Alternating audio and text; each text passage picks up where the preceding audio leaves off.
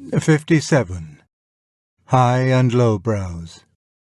Published in Rehabilitations, Oxford University Press, 1939, and later in Selected Literary Essays, Cambridge University Press, 1969. Quick, quick! Fling Peregrine Pickle under the toilet. Throw Roderick Random into the closet. Put the innocent adultery into the whole duty of man. Cram Ovid behind the bolster. There. Put the man of feeling into your pocket. So. Now lay Mrs. Chapone in sight, and leave Fordyce's sermons open on the table. Sheridan.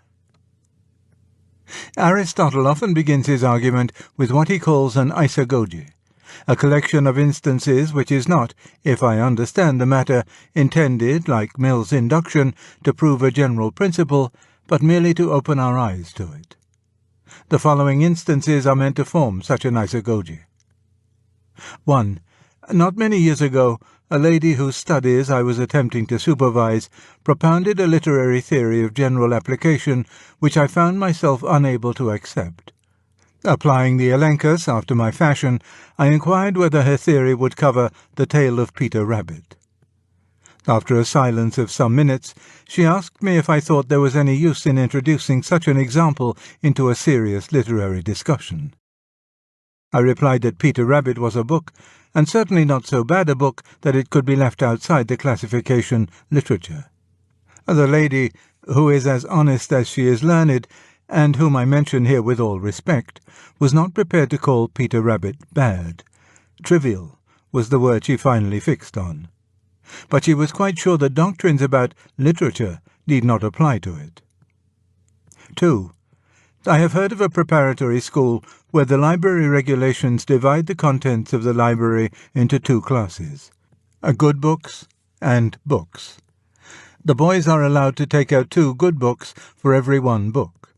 To read a good book is meritorious, to read a book only tolerable. At the same time, those responsible for the regulations have hesitated to label as bad the books which they thus contrast with the good. 3. I have heard the head of a great college praise the novels of Anthony Hope, and conclude by declaring with enthusiasm, "They are the best bad books I've ever read." Here, it will be seen, the word bad is actually used, but used in a sense which admits, inside the class bad, distinctions of good, better, and best. 4. I have often heard, and who has not, a plain man praise even to rapture the delightful merits of some favourite story, and end with the humble reservation, "Of course, I know it's not real literature." I trust that these 4 instances are already making clear to you what it is I want to discuss. In all of them we see a distinction made between 2 kinds of books, to the one of which a certain honour is attached, and to the other a certain note of ignominy. Yet in spite of this, there is a reluctance to identify this distinction with the plain distinctions of good from bad or better from worse.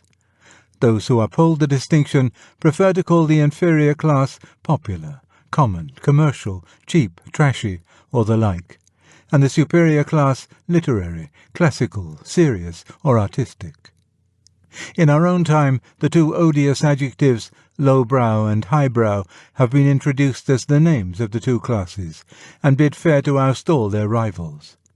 There will also be noticed in the 1st, 3rd, and 4th of my instances a suggestion that the lowbrow works are so different in kind from the highbrow that they have a goodness and badness of their own, a servile virtue and servile vice peculiar to themselves, that they are to be judged by peculiar standards, and that what is said of literature simpliciter is not said of them.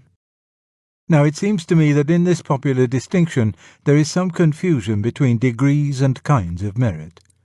If the lowbrow books are really a special kind of book, I do not see how they can be inferior to the high. You cannot be beaten by a man unless you enter the same competition with him, nor overtaken by a man, as Chesterton observes, unless you both run in the same direction. At present, the distinction is certainly used to allow us the satisfaction of despising certain authors and readers, without imposing on us the labour of showing that they are bad. It is also used, I find, to allow people to enjoy lowbrow art without gratitude on the one hand or shame on the other, And those who would hesitate to say, "Let's go and see something bad," will cheerfully say, "Let's go to a lowbrow film." The whole distinction seems to be made in order to enable us to have it both ways. In the following paper, I propose two questions. 1. Is the class of lowbrow books, or books simply, as at the preparatory school, really the class of bad books? 2. If not, is the distinction useful in some other way? As soon as we approach the first question, we notice that even if all the lowbrow books, which I am going to call Class A, are in fact bad, even so the distinction between lowbrow and highbrow, or between Class A and Class B, will not coincide with the distinction between bad books and good books, for the very obvious reason that Class B contains bad books too. Gorboduc, and Glover's Leonidas, and Dyer's Fleece, Gabriel Harvey's Hexameters, and Johnson's Irene, Tennyson's tragedies and Southey's epics. All these are classical enough, serious enough, and literary enough in all conscience. If they entered the school library, it would certainly be as good books, not as books, and it will hardly be denied that some of them are bad. In fact, as soon as we look at the question from this point of view, it becomes apparent that Class A is not simply the class of bad books. Mere failure does not infallibly give the right of entry to it. If all the books in it are bad, it must be with some special sort of badness, an A badness. But are they all bad? As I have not read the novels of Anthony Hope, I cannot, though my third instance invites me, select them for analysis. But perhaps Rider Haggard will do as well, for his books are certainly in the A class, and, in my opinion, some of them are good, are therefore good bad books, as the head of that college would say. And of his books I select She. If I ask myself why it is that I have more than once read She with enjoyment, I find that there is every reason why I should have done so. In the first place, the story makes an excellent approach. The central theme is suffered in the first chapters to woo us across great distances of space and time. What we are presently to see at close quarters is seen at first, as it were, through the wrong end of the telescope. This is a fine exercise in the art of alluring. You may see the same thing at work in the opening of the Utopia, in the second act of Prometheus Unbound, and in the early books of the Odyssey. In the second place, it is a quest story, which is an attractive thing. And the object of the quest combines two strong appeals. It is the Fountain of Youth theme and the Princesse Lointaine in one. Finally, the withdrawal or conclusion, which is always the difficulty in quest stories, is effected by unexpected means which are, nevertheless, on the author's suppositions, sufficiently plausible. In the conduct of the story, the detail is mostly convincing. The characters who are meant to be amiable are amiable, and those who are meant to be sinister are sinister. The goodness of She is grounded, as firmly as that of any book whatever, on the fundamental laws of the imagination. But there is badness in it as well as goodness. Two things deter us from regarding it as a quite satisfactory romance. One of them is the continuous poverty of the style, by which, of course, I do not mean any failure to conform to certain a priori rules, but rather a sloth or incompetence of writing, whereby the author is content always with a vague approximation to the emotion, the reflection, or the image he intends, so that a certain smudging and banality is spread over all. The other fault is the shallowness and folly of the things put into the mouth of She herself, and offered us for wisdom. That she, in her secular loneliness, should have become a sage is very proper, and indeed essential to Haggard's story. But Haggard has not himself the wisdom wherewith to supply her. A poet of Dante's depth could have given her things really wise to say. A poet of Shakespeare's address would have made us believe in her wisdom without committing himself. If my analysis is correct, She is not a good, bad book, in the sense of being a good specimen of the bad kind. It is simply good and bad, like many other books, in the sense that it is good in some respects and bad in others. And those who have read it with enjoyment have been enjoying real literary merits, and merits which it shares with the Odyssey, or the Life and Death of Jason. Certainly it is not a very good book, but since its vices are not sufficient to overwhelm its virtues, as the experience of many wiser readers than I has proved, it is better, say, than Leonidas, or the Epic of Hades.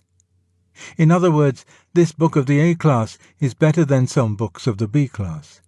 It is better by every test. It shows more skill in the author and produces more pleasure in the reader. It is more in touch with the permanent nature of our imagination. It leaves those who have read it richer. And with this, the attempt to identify the classes A and B with the classes bad and good, or worse and better, has surely collapsed. We must now cast about for some other possible definition of the two classes. And it comes at once into my mind that the lady in my first instance ruled Peter Rabbit out as trivial. Perhaps the A class consists of trivial, and the B class of grave or weighty or momentous books. I think that those who use the A-B antithesis very often have something of this sort in their mind, but it is difficult to fix the exact sense of any of the words they use to express it. It is clear that the contrast cannot be simply between comic and serious, for then the stories in our parish magazine would be labelled B and Le Misanthrope A. It might be argued, no doubt, that Molière's play, though comic, is momentous as touching life at many points and dealing with the depths of our nature, and this might furnish the ground for a restatement of the distinction. B books being momentous in the sense just suggested, while A books touch us only superficially, or concern only highly specialized areas of our consciousness. But this would make the importance of being earnest an A. Nor is it clear that all the books already in the A class are thus superficial. They are often accused of being sentimental, and this charge, on inspection, often conceals an admission that their appeal is to emotions very basic and universal, to the same emotions that are concerned in great tragedies. Even Dr. Richards's boozy ballad, which is not only A, but bad simply, has a theme that Petrarch might not have disdained. Indeed, the more I look into it, the more I am convinced that any contrast of weighty and frivolous, solid and slight, deep and shallow, must cut right across the A and B distinction. How many of the most perfect things are, after all, trifles? The weighty and frivolous are kinds of literature, and in each kind we shall find good A's, bad A's, good B's and bad B's. This is not what we are looking for. Among the lowbrows themselves, I find that the distinction is often based on style. When the plain man confesses that the books he delights in are not real literature, he will often, if pressed, explain this by saying that they haven't got style, or style and all that. And when the plain man has been captured and made into a pathetically willing and bewildered university student, he will sometimes praise the great works which he has dutifully read and not enjoyed for the excellence of their style. He has misused the jokes in the comedy, remained unmoved by the tragedy, failed to respond to the suggestions of the lyric, and found the episodes of the romance uninteresting. Utterly at a loss to explain the value traditionally set on what has proved to him so tedious, he hands it over to the thing he knows least about, to a mysterious entity called style, which is to him merely what occult forces were to the old scientists, an asylum ignorantiae. He does so because he has a radically false conception of style. He thinks of it not as the linguistic means by which the writer produces whatever results he desires, but as a sort of extra, an uncovenanted pedantry tacked on to the book proper to gratify some specifically literary or critical taste which has nothing to do with the ordinary pleasures of the imagination. It is for him a meaningless addition which, by a convention, gives access to a higher rank, like the letters ESQ after a man's name on an envelope. And now it must be confessed that the highbrows sometimes talk of style in a way which gives their weaker brethren some excuse for such misconceptions. But I think that most of them, in a cool hour, would admit that style, in the sense in which the lowbrow uses the word, does not exist. When we say that the descriptions of country and she are marred by their deficiency of style, we do not mean, as the ignorant suppose, that they are good as descriptions, but lacking in some abstractly literary and undescriptive grace which might have been superadded. We mean that they are imperfect descriptions, and we call their imperfection stylistic because it is not due to faults in the author's conception, but to his careless or insensitive language. A better choice of epithets, and those distant mountains would have stood out sharper on the horizon. A well-chosen metaphor, and the whole picture, now dimly discerned through seas of wasteful words, would have printed itself forever on the inner eye. A nobler rhythm, and the sense of space and movement would have been given us, not left, as it is now, for us to infer. Turn from she to almost any page in Eothen, and you will soon see what style in a descriptive passage means.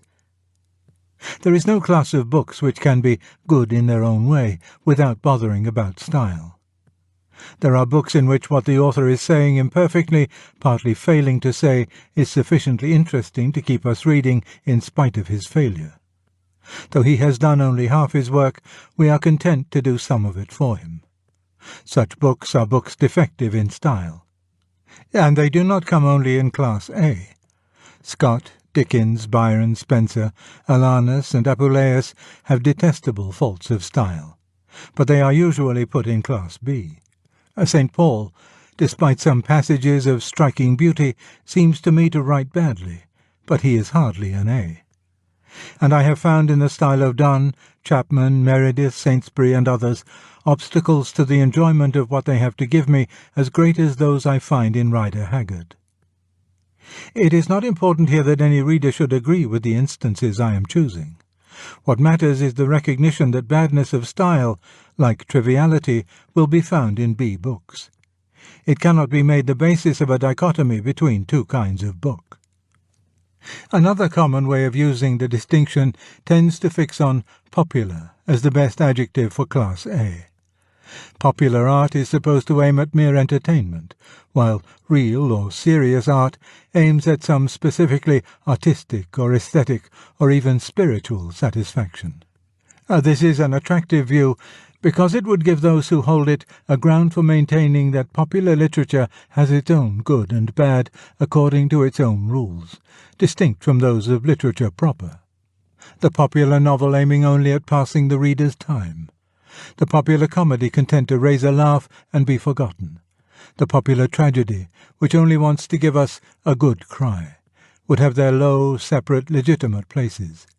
And since I observe that many of my highest-browed acquaintances spend much of their time in talking of the vulgarity of popular art, and therefore must know it well, and could not have acquainted that knowledge unless they enjoyed it, I must assume that they would welcome a theory which justified them in drinking freely of that fountain without forfeiting their superiority.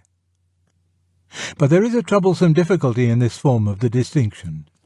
We know, without going to look, that the good books in that preparatory school library would include the novels of Scott and Dickens. But these, in their own day, were popular entertainment, best-sellers. Some of the contemporary highbrows may retort that they ought never to have been allowed into the B class. I do not agree, but let us concede it. Let us even concede the same about Scott's poems, and about Byron, which were also once A's and are now B's. But what of Fielding, of Malory, of Shakespeare and all his colleagues? Of the metrical romances, of Ovid, scribbled on the walls at Pompeii? What of Molière, finding the best judge of his work in the old woman who never failed to laugh in the same place as the audience whom he wrote to please? What, in another art, of Mozart's operas? It is not sufficient to say that a work designed for the popular market may sometimes, by a happy freak, outshoot its mark. The thing has happened too often to be called a freak. What survives from most ages is chiefly either the work that had some religious or national appeal, or else the popular commercial work produced for entertainment. I say chiefly because the work of the pure artists is not always ephemeral. A very little of it survives. But the great mass of literature which now fills Class B is the work of men who wrote either piously to edify their fellows or commercially to earn their living by giving the public what it wanted. This leads to the very interesting conclusion that the Bs of one age have most often been the As of another. We are sometimes warned by the supporters of difficult new movements in literature not to imitate our fathers in stoning the prophets. Those who dislike Pound or Joyce are told, "So you would have disliked Wordsworth and Shelley if you had lived then." The warning may be useful, but clearly it should be supplemented by another. Beware how you scorn the best-sellers of today. They may be classics for the intelligentsia of the 23rd century. If our age is known to posterity not as that of Eliot and Auden, but as that of Buchan and Woodhouse, and stranger things have come to pass, Buchan and Woodhouse will then be Bs, and little boys will get good marks for reading them. Shakespeare and Scott, once As, are now Bs. If we could find what it is that the mere passage of time does to a book, we should have found out something about the real nature of the A and B distinction. And surely it is obvious that what time does to a book is to make it difficult. There are indeed other operations of time. It makes a book more widely known, or spreads on it that rich patina we now enjoy in Virgil or Malory. But neither of these would furnish the basis for a B class, since this is to include contemporary books as well. We want a quality which some books have at once, but which mere time can confer on books that originally lacked it. And difficulty seems to be the quality required. It would be amusing if difficulty turned out to be the real criterion of literature, good books or classics. If a comedy which was mere commercial art, as long as everyone could see the jokes, became aesthetic and spiritual as soon as you need commentators to explain them. Yet I think this comes much nearer to the ground of the distinction actually made than any of the hypotheses we have yet discussed.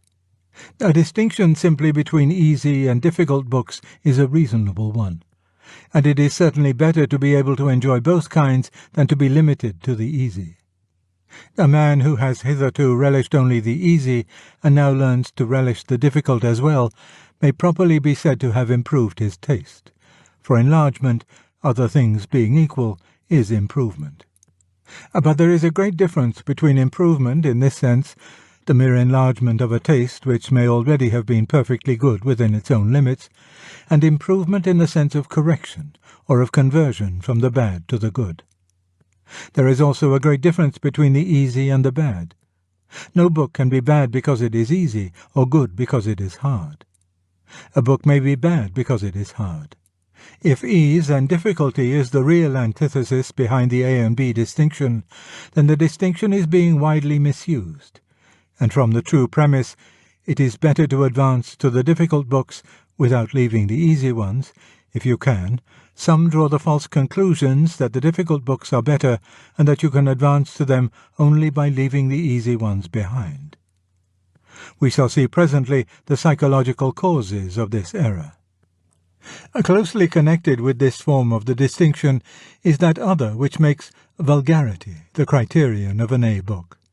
It might be sufficient in answer to this to inquire what sense can possibly be given to the word vulgar, which will apply to the work of Beatrix Potter, John Buchan, George Birmingham, P.G. Woodhouse, Somerville and Ross, and a dozen more writers of the A class. But vulgar is a word so difficult and, in our days, so ubiquitous, that perhaps we should examine it more closely. It seems to me to have two principal meanings. In its first sense, it is a purely privative term meaning not refined, not subtle or delicate or many-sided. What is vulgar in this sense, compare the vulgar tongue, may be perfectly good. To lack refinement or subtlety, when refinement or subtlety are not required, is no blemish. Thus the line, "Then come and kiss me, sweet and 20, is, in its context, good and yet vulgar, because it expresses a conception of love neither elevated nor discriminating, and this is all that the song requires. The very same line would be vulgar in a bad sense if anyone were absurd enough to put it into the mouth of Lancelot addressing Guinevere after he has broken the bars, or Zeus addressing Danae as he emerges from the shower of gold. From this point of view, we might admit that all A literature is and ought to be irreproachably vulgar. It ought to deal strongly and simply with strong, simple emotions. The directness, The unelaborate, downright portraiture of easily recognizable realities in their familiar aspects will not be a fault unless it pretends to be something else. If it essays without delicacy that which demands delicacy, it will then become faultily vulgar. But the whole art of good writers stands upon not doing so. But there is a second sense of vulgar. It may be used to mean something essentially and, in the long run, morally bad. The base, the mean, the example will make the matter clear. The best instance I know of vulgarity in this evil sense occurs in Chapman's Iliad. Homer has said of the old men on the wall, in Chapman's translation, "When they saw the power of beauty in the queen ascend, even those cold-spirited peers, those wise and almost withered men, found this heat in their years, that they were forced, though whispering, to say," etc. I do not mean, of course, that the suggestion of senile eroticism which Chapman has foisted on the original is in itself and necessarily vulgar. A man might make good lines, whether comic or tragic, even on this subject. But to have let it creep in here of all places, to be unaware of gulfs of difference between this and anything Homer need be supposed to have meant, argues an ungentle heart, and a bestial ignorance of the whole hierarchy of human feelings. It is something more than lack of delicacy where delicacy is required, though of course it is that too.